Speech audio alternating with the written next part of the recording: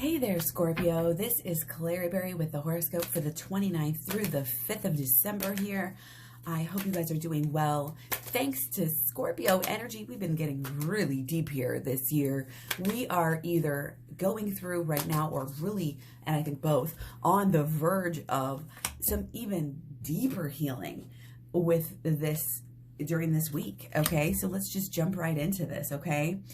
The reason I say that, we have the Sun trine Chiron from the 19th of November through the 24th, the last week of this, okay?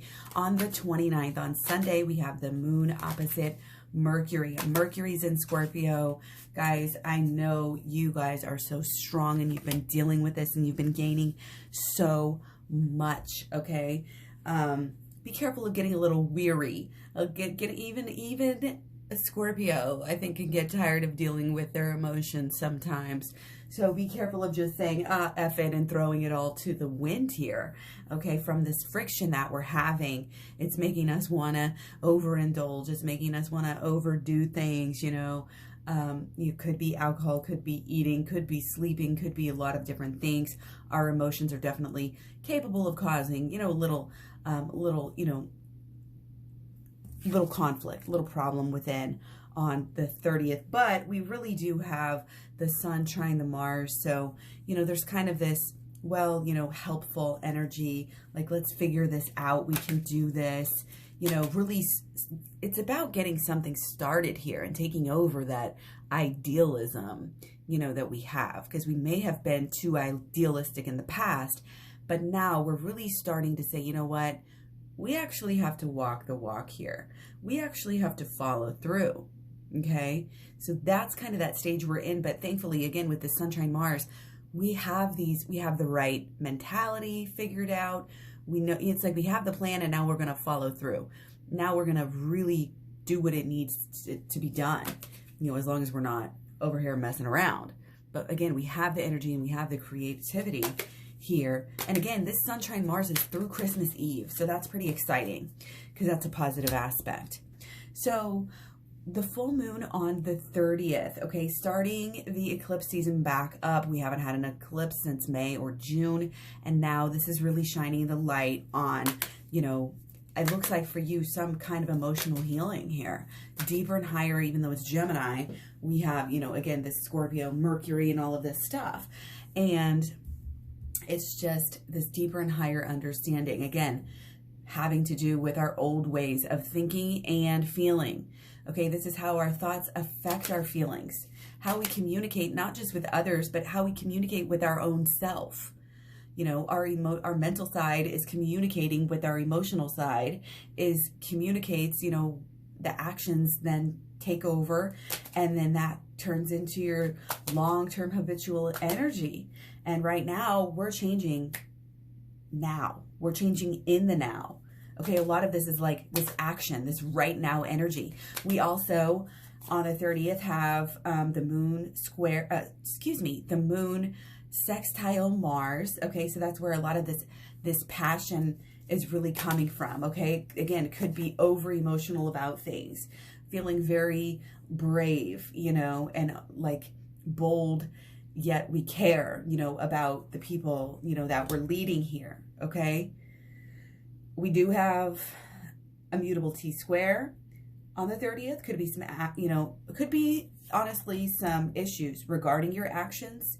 You know, there could be that too bold energy, but it looks like there's something coming up, you know, with these feelings and these intuitions, and it's maybe realizing that we weren't on the right track, we're not on the right track, we need to get on the right track a little bit more, or, you know, something of that, like, it's like, oh, I should have listened to my intuition, but just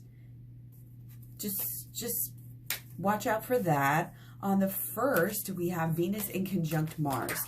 So we are definitely capable of giving too much here, almost being too desperate to get what you want as well. Watch out for that. We don't need that. You know, we need to be thankful for the things that we already have, the things that we've already done. You know, that's like, make the list of the things that you've ever accomplished in your life. And whenever you start to doubt yourself and your abilities, you refer back to that list and say, look, if I did all this other stuff, I can learn this too. I can do this too and rock the hell out of this too. You know, it's really, I think there's a building up, back up of our confidence here. And we have to really focus on ourselves at that point and focus on the inner healing. You know, this Mars in conjunct Venus is, you know, again, not giving too much anymore and paying attention to what you really want. And we do have that aspect through the rest of the week. Okay. The first, you know, is again, that starting of that day, we're going to do what we want. We're going to follow these goals and dreams. Okay. And don't let, you know, these negative vibrations from the past kind of come back to you. Okay. Do some shadow work, inner healing that'll really help with kind of fending off those negative, staying out of that vortex, you know, staying in that bliss bubble, as I always like to say. Okay, so the 22nd may be more of that kind of bliss day. There's going to be, you know, as long as, again, we can kind of keep our emotions from causing us issues here, we have kind of warm, you know, and peace-loving day. Okay, but emotions can get in the way of your thinking.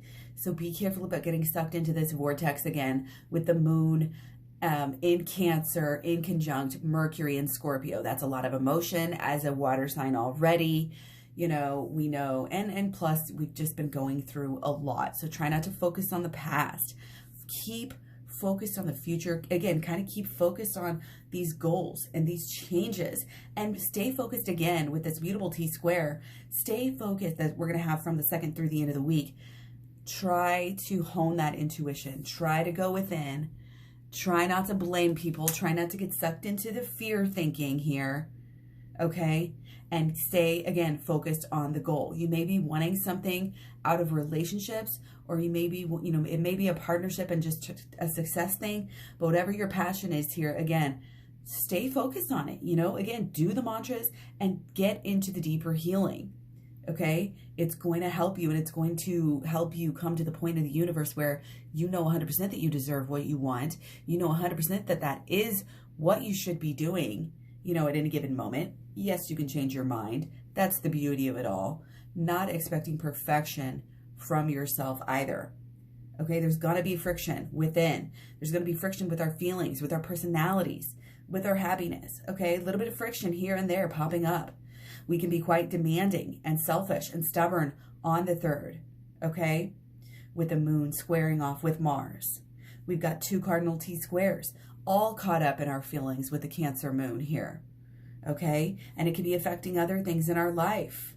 Okay, and our tempers can come in, you know, that sparring, warring mentality can come through.